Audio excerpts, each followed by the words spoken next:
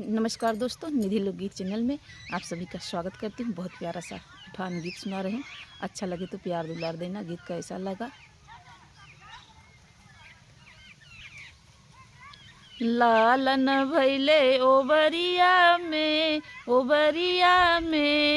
बड़ी मजा आवई बरहिया में। लालन भैले ओ बरिया में ओ बड़ी मजा आवई बरहिया में। सासू जो आइन देवता मनाइन, सासू जो आइन देवता मनाइन। पियरी पड़ी बा बजरिया में, पियरी पड़ी बा बजरिया में और बड़ी मजा आवई बरहिया में। लालन भैले ओ बरिया में और बड़ी मजा आवई बरहिया में। लालन भैले ओ बरिया में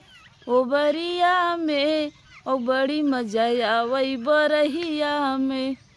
जठनी जो आइन पिपरी पिसाइन, जठनी जो आइन पिपरी पिसाइन। चुनरी धरी बा बजरिया में बड़ी मजा आवई बरहिया में।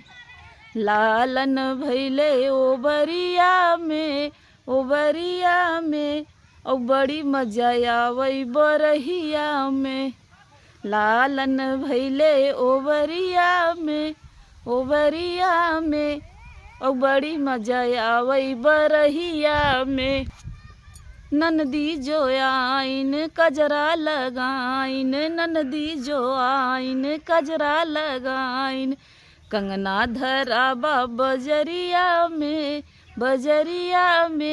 और बड़ी मजा आवई बरहिया में। कंगना धरल बा बजरिया में और बड़ी मजा आवई बरहिया में। लालन भैले ओ बरिया में और बड़ी मजा आवई बरहिया में। देवरा जो आए बसिया बजाए, देवरा जो आए बसिया बजाए। घड़िया धरी बा बजरिया में और बड़ी मजा आवई बरहिया में। लालन भैले ओ बरिया में और बड़ी मजा आवई बरहिया में और बड़ी मजा आवई बरहिया में।